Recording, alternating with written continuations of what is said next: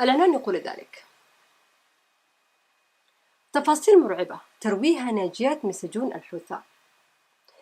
اغتصبت لأنني رفضت حضور دروس تثقيفية. أحد الضحايا وهي طبيبة تقول ذلك: قرابة 1181 امرأة يمنية مرمية في سجون الحوثة.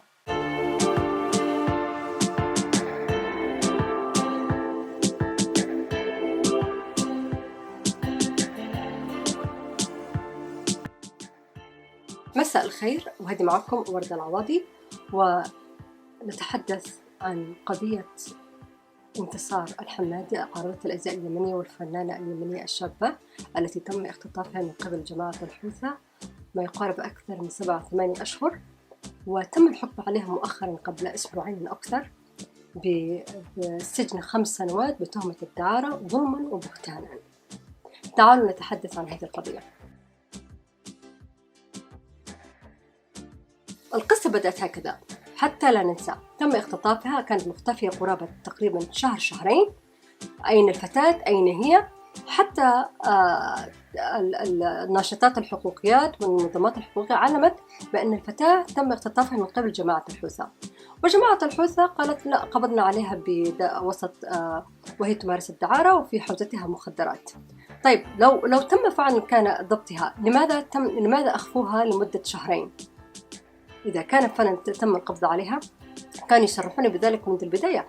التحقيق الأول في وكيل النيابة أثبت بأن الفتاة تم أخذها من الشارع بحوزتها شنطة صغيرة، لم تكن في وسط أو في هذه البيئة الدعارة مثل ما ادعوا، ولم يكن بحوزتها أي مخدرات.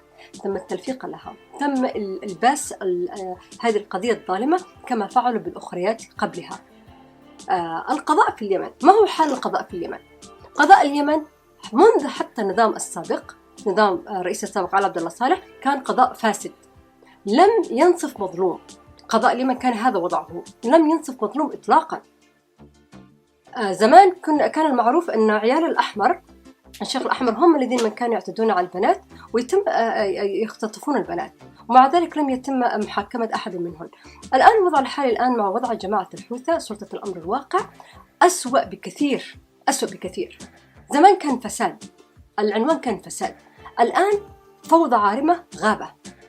مشرف حوثي إذا أعجبته هذه البنت، مثل ما وصل لي أحدهم أخبرني مؤخرا، يقال بأن مشرف حوثي هو من دبر لها هذا الاتهام لعارضة الأزياء اليمنية انتصار الحمادي. عجبته وأرادها لنفسه، وهي رفضته، لم ترضى بهذا الشيء. لبسها قضية الدعارة. الفتاة مثل ما أخبرتكم فتاة جميلة عارضة أزياء، ظهرت في القنوات الفضائية وقالت بأن لها طموح أن تصبح عارضة أزياء عالمية، ولأن هناك كثير عقولهم معشعشة فيها الدعارة. أي واحدة تعمل بالفن يظنون بأنها ليس بعيدا عليها أن تعمل أي شيء وأن تدخل في الدعارة. وطلبوا منها، وانتصار الحمادي صرحت بذلك، بأنهم طلبوا منها أن تمارس الدعارة، وقالوا لها الجنس والشرب ما دام في سبيل الوطن فليس دعارة، وفضحتهم. وتم التناول ما تم الطلب منها عبر وسائل الإعلام. هم أصروا، أحضروا وكيل نيابة آخر التحقيق حتى يثبتوا يلبسوها الجريمة، هذه الجريمة البشعة. والتشهير طبعا مثل هذه القضايا عندما يتم تشهيرها بالنساء المجتمع يتخلى عنها، الكل يتخلى عنها، وفعلا استخدموا هذا الشيء. والقاضي الذي هذا حكم عليها قاضي ظالم، قاضي موجود في زمن الحوثة، ماذا سيفعل؟ لا يستطيع أن يجرؤ أن يقول حتى أمام مشرف حوثي أن يحكم عكس ما يريدونه. سيذهب وراء الشمس، هو يعرف ذلك، سيذهب وراء الشمس. إذا هذا القاضي حاول أن يحكم بالعدل سيذهب وراء الشمس. جماعة الحوثة لا تمزح، جماعة الحوثة لا تمزح. من يخالفها التهم جاهزة: تهمة خيانة الوطن، تهمة العمل مع العدوان، وتهمة الدعارة للنساء والمخدرات، وهذا من هذا الكلام. تعالوا أقرأ لكم تقرير النساء الذي قبل انتصار الحمادي، ماذا حدث لها، هذول الذي تم رميهم في السجن. قصص ترويها ناجيات من سجون الحوثة، فظيع جدا صراحة. حتى العنوان فظيع. طبعا العنوان يقول كالآتي، هذا عنوان هذا التقرير تم نشره في صحيفة الشارع الإلكترونية قبل قرابة تقريبا أسبوعين أو أكثر. العنوان يقول ذلك. تفاصيل مرعبة ترويها ناجيات من سجون الحوثة. اغتصبت لأنني رفضت حضور دروس تثقيفية. أحد الضحايا وهي طبيبة تقول ذلك: اغتصبت لأنني رفضت حضور دروس تثقيفية. هذه الدروس التثقيفية تبع جماعة الحوثة التي عليك أن تؤدي الصرخة، وعليك أن تأخذ وتحفظ وتقرأ ملازم حسين بدر الدين الحوثي مؤسس حركة جماعة الحوثة. القصة مرعبة. طبعا هذا التقرير جاء من خلال تحالف نساء من أجل السلام التي تعمل فيها الأخت نورة الجروي. ويقول هذا التقرير: قرابة 1181 امرأة يمنية مرمية في سجون الحوثة. وحسب أخذ وإذن هذا التصريح من خلال جماعة الحوثة هم بنفسهم عندما صرحوا بأنهم قبضوا على فتيات بتهمة الدعارة، تقول جماعة الحوثة بأنهم قبضوا على 20 شبكة من الفتيات في 2018 و44 شبكة في 2019، وكل شبكة فيها 10 فتيات ليصل الإجمالي إلى أكثر من 600 غير الفتيات الأخريات.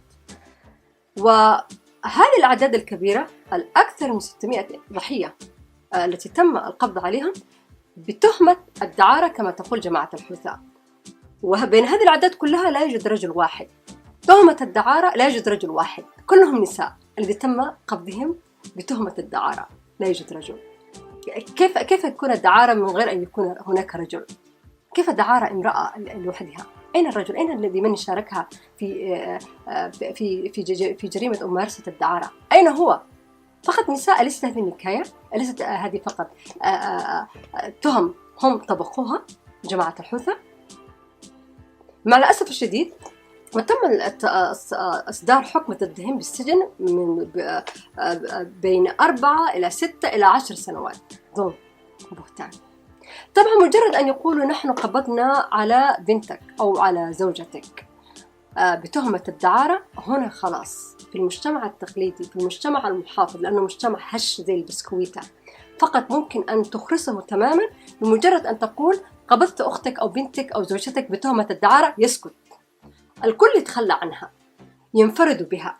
الآن هذول البنات المرميات في السجون شيء مؤسف. ماذا يحل بهم الآن؟ كيف يتم استغلالهم الآن من قبل جماعة الحوثة؟ الكل تخلى عنهم، الكل تخلى عنهم منذ ديسمبر 2017 2018 و2019 يتم قبض على فتيات بتهمة دعارة، كلهم تهمة دعارة بدون أن يشاركها رجل واحد، فقط نساء في الموجودات في هذه الشبكة. أما الذين يديرون شبكة الدعارة داخل صنعاء وهم رؤوس كبيرة وقيادات كبيرة لا أحد يقبض عليهم، هؤلاء موجودين حتى ينتفعوا من هذه التجارة الرخيصة. طبعا التقرير أنا سأنشره عندي في تحت الفيديو، تقرير الناجيات من سجون الحوثة بصراحة مرعب جدا، مثل الفيلم المرعب. الطبيبة اغتصبوها، اختطفوها من داخل الباص وعصبوا عينيها وأخذوها إلى مكان وقالوا سنعلمك الآن كيف تؤدين الصرخة. اغتصبوها ودمروا حياتها. وأخرى أيضا شيء مرعب الذي يحدث الآن في اليمن.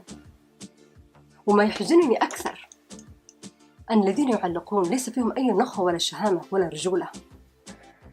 أنت تساهم في أكل لحم بنت بلدك في زمن الحرب. الرجل الحقيقي يستر على الناس، يستر على بنات بلده، مش يساهم في التشهير الإساءة إليها. في اليمن سهل جدا الإساءة اللي سمعت البنت. واحد يهوى هذه البنت، يريدها وعنده سلطة وعنده قوة، يدبر لها تهمة.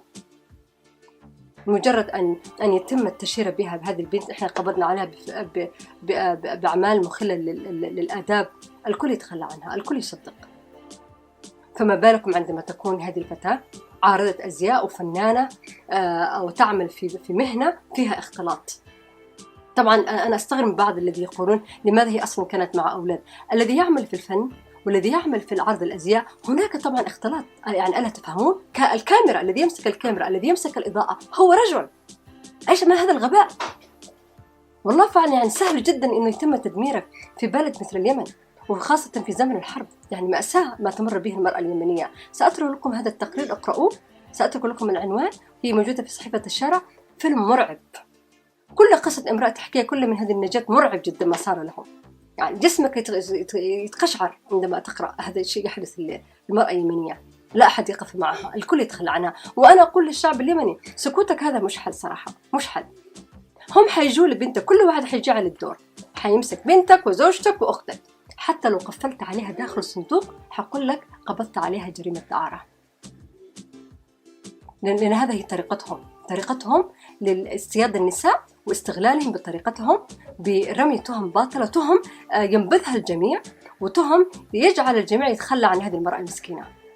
مسكينة انتصار الحمادي، فتاة 20 سنة يتم تدمير مستقبلها بهذه الطريقة. والقاضي طبعا ليس قاضي لا يخاف الله ولا قاضي عادل، عليها أن يسمع ويطيع أمر سلطة الأمر الواقع. منذ متى كان القاضي كان ينصف مظلوم؟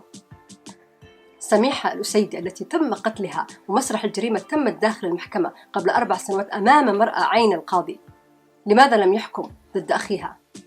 فقط هذا مثل بسيط. ليس هناك قضاء عادل في اليمن، ليس هناك قضاء عادل في اليمن، لم يكن سابقا ولن يكون الآن أسوأ بكثير. الله يكون في عونك أنت.